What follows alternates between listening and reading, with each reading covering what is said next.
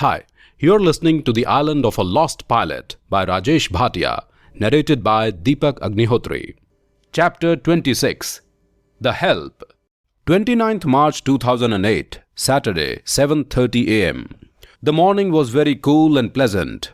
From the window of the tent, with a cup of coffee in his one hand and a biscuit in his other hand, Shekhar could see the sea waves working tirelessly on the beach. The wave came one after the other, leaving behind an outline of surf. The beach was extremely clean as there were no human beings to pollute it. Shekhar looked around and found Rohan and Ryan sleeping carelessly. Last night, Rohan had slept properly after more than 1 week, while Ryan had the best sleep after more than 18 years. "Rohan, Ryan, wake up! We have to do a lot of work." "What work, Dad?" "Don't lie. There is nothing to do here. We have the food. We can eat and just wait. Nothing else." "Let me sleep, Dad," said Rohan in a sleepy voice. Ryan simply grunted. "Rohan, we have food, agreed. But this food will not last for more than 4 or 5 days. After that, what will you do? Just go for fishing and crab hunting and cooking over the stove of a Neanderthal man, eating uncooked food. No, Rohan, no. We just can't sit and wait for the help to come to us. You can see that for Ryan, the help didn't arrive for 18 years. Now we are trapped here. We can't wait here for 18 more years. We will have to make our own way." "What can we do, Dad?" Rohan was awake and was sitting sideways on his elbow. "We have food for a few days only. We have clothes, tent and ropes. The only problem is that we don't have a proper boat. We don't have the tools also. If that bastard Ming had left the tools with us, we would have made a boat made of thick wooden sticks nailed together, as I had brought some nails also.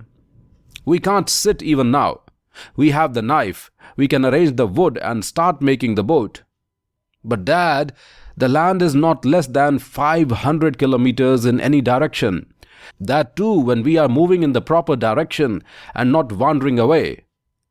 How are we going to move the boat even if we succeed in making one?" "I have an idea, Rohan. We will use round sticks or bamboo poles in one row. Cover this with another row of sticks at right angles to the first one. This way we will make a platform of 3 or 4 layers, so that it will not submerge under water completely by our weight. We will not become wet when we will sit over it. Then we will erect a vertical pole and use the tent or blankets to form a sail. We can also use the parachute cloth also. This way we can build a sailboat. We will not have to move it with oars, and the air and the waves will move it. We should be able to make it in about 3 days. Today is 29th March, Saturday. Taking 3 days, we can start on Tuesday for our journey to the civilization. Within 3 or 4 days, we should reach some shore or the other. I can see that you have also tried to make a boat." Shekhar took out a large world map. "We are approximately here." He indicated a point in the South China Sea. "I'm sure that if we do nothing and just sit on the board, that too without sails, the sea waves will take us towards northeast-east direction, that is, towards Philippines. We will have to go there. We have no way out." "Okay, Dad, as you say. After breakfast, we will start the work. Now we have Ryan also. He will also help us in making the boat. I will wake him up." After breakfast, all of them went to the jungle and set at work. Rohan's already cut logs were lying there. Some were too small, but a few were okay also. Although the tool or the knife they had was very small and delicate for this purpose, they had no option but to make a proper use of it. Now, it was not at all difficult for them to convince Ryan for anything. Shekhar had sat with Ryan for half an hour, reminding him his first standard days, and sketched A for apple and B for boat for him.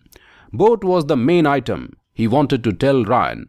He wanted to explain him that they intended to make a boat-like structure to move out from here. Shekhar made a sketch of a crude sailing board made of round logs and bamboo sticks.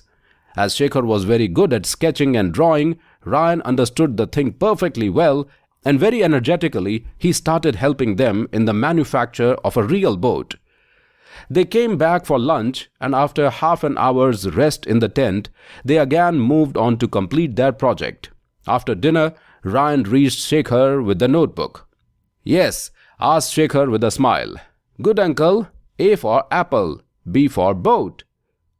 "Oh, that. Come here then." Ryan found the study very interesting. Shekhar went on, "C for cat," and he sketched a cat. "D for dog."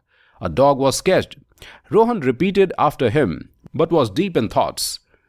He had seen these things in his childhood, and now he was visualizing them in his memory. Similarly, his mind wandered as he saw the sketches of many other animals and items. He was gradually remembering his past. 30th March 2008, Saturday. This day was also like the previous day. A lot of logs were collected, but only the first row and half of the second row was made. This way, they will need a minimum of 2 more days.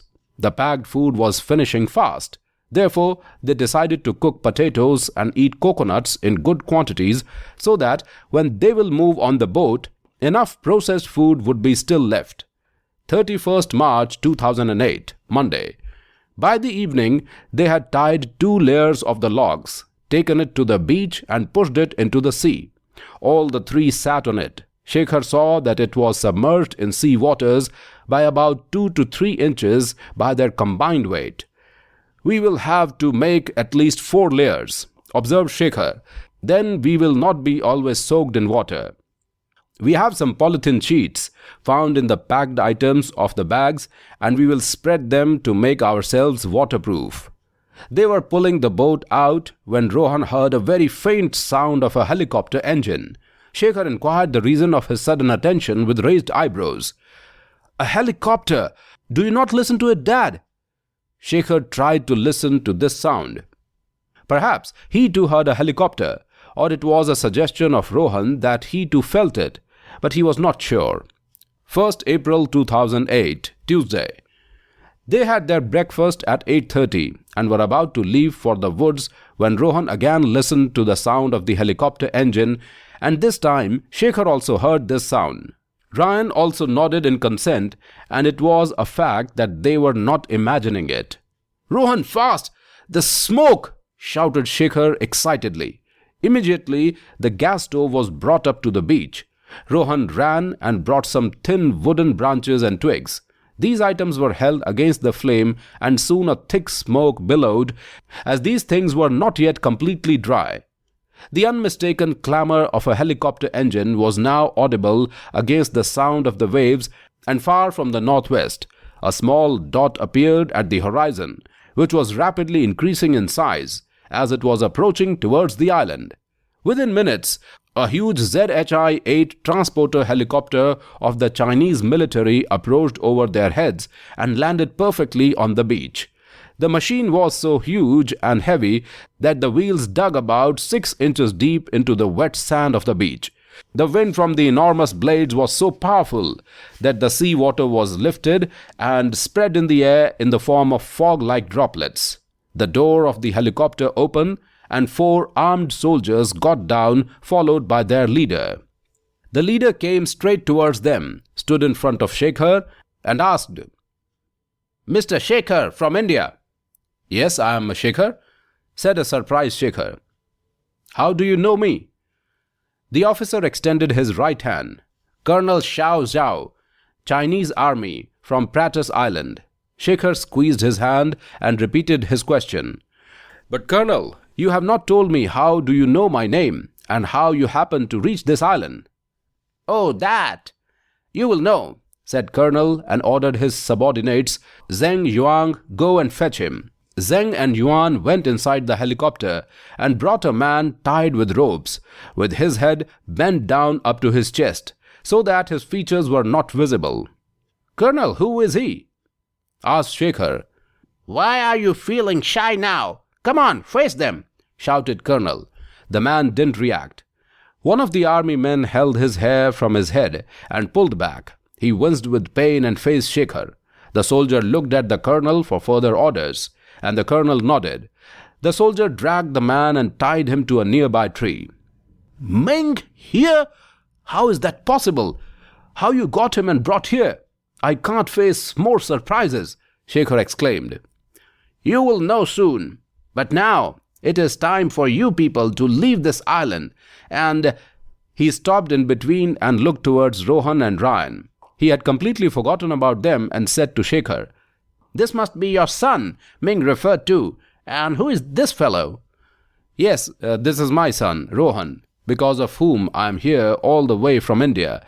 And this is Ryan, son of a wealthy businessman from Australia, who was already living at this place for the last 18 years. Poor fellow reached here with his father after an air crash in 1989 when he was only 7 years old. His father died 1.5 months later, and he has lived all these 18 years, all of his own, and has grown up so big."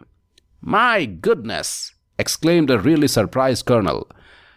"God does weird things sometimes. But don't worry, your troubles are over. Quickly pack up your stuff, and we will leave in 10 minutes. With this, he ordered his men to help them. All the stuff was quickly packed and loaded in the huge helicopter. Colonel looked at the incomplete floating platform and cursed Ming, as only because of him, Shekhar, Rohan and Ryan fell in so much trouble. Rohan got inside the helicopter. Shekhar asked Ryan to move in, but the latter stood near the machine and was in a deep thought. After some time, he simply asked, "Where?" "To meet your granddad," replied Shekhar. Ryan did not move. He had forgotten about the world from where he had come. Only small memories haunted him sometimes. He had lost his father here and felt his presence with him on this island. Besides, he felt like owning this island, and this was his home for the last so many years. Shekhar felt his feelings and said, "Don't you trust your good uncle?" Ryan merely looked towards the hut. Shekhar requested Colonel to give them 10 more minutes, who agreed, and Shekhar held Ryan's arm and pulled him along towards the hut. Surprised, the Colonel also tagged along. They reached the hut. Colonel was minutely inspecting the hut. "Look, Colonel, this is the place built by the father. He was about to die and he knew it. Before he died, he prepared his 7-year-old son in such a way so that he may live here of his own till some help comes. And surely the son lived for 18 years without any outside help and is able to live here forever." "How do you know all this?" "I salute his father for all this. He has left a complete diary of his last days that will help us to send his son to his grandfather. He is the best father in this world I would ever know." "I am deeply touched, Mr. Shekhar. But whatever I have learnt from Ming, I am sure that you are also one of the best fathers of the world." "Oh, Colonel, when you will read this diary, you will learn that I stand nowhere in front of Andrew Walker, Ryan's father." "Is that so? I am dying to read this diary." "Colonel," said Shekhar gravely, indicating the grave, "here lies the great man. I bow my head and pray to God for the peace of his soul." Shekhar asked Ryan to stand with him for a short prayer. "O God, I bow my head to you for all the wonders you show us in our life. God, I thank you for this day. Today, many things have happened. You have sent Colonel Sayo to pick up all of us. Today onwards, the soul of the great man, Mr. Andrew Walker, will rest in peace, as we are taking his son from this solitary island to his father, who will be very happy to meet his grandson after so many years. O God, I pray for your presence with all of us, so that we may complete this task." "Amen," said Colonel, and Ryan nodded. Ryan felt relieved now. He gladly accompanied them to the helicopter. On the way, they passed Ming, who said with dry lips, "Please, Colonel, forgive me." "No, Ming, no. You must have heard. One who digs a grave for someone falls into it. As you sow, so shall you reap." "Colonel, don't do it. Don't leave me here. I will die here." Colonel didn't answer and moved on. Shekhar stopped and asked with surprise, "Are you leaving him here, although you know that he will die here?" "Let him die, Shekhar. He made arrangements for you to die here." "No, Shekhar, no. His crime is not pardonable." Then what will be the difference between you and him, Colonel? And I am sorry to say it, he was a fool to do it. If you will do it, it will be cruelty. I can forgive him, as it is because of him I have found my son and also Ryan. I can promise that he will be a changed man now onwards." Colonel was watching Shekhar curiously. After a few moments, he bowed and said, "Shekhar, your kindness is so genuine. It touches my soul. Anything for you. But please tell me, are all Indians like this?" This world is full of all type of people, but according to me, the percentage of good people is far more, and it is only because of them this world is going on. The helicopter easily detached itself from the grip of the sand, which could not hold the machine due to its enormous lifting power of the engine. It lifted up, circled the island, and moved towards Pratus Island. "We came to search for you yesterday evening also, but could not trace you," said the colonel in a voice so loud that could have been audible to the people sitting in the last row of a huge theatre. But this sound too was hard to listen in the deafening roar of the helicopter engine. "Oh, then Rohan was right. He had said that he could hear a helicopter," Shekhar also shouted.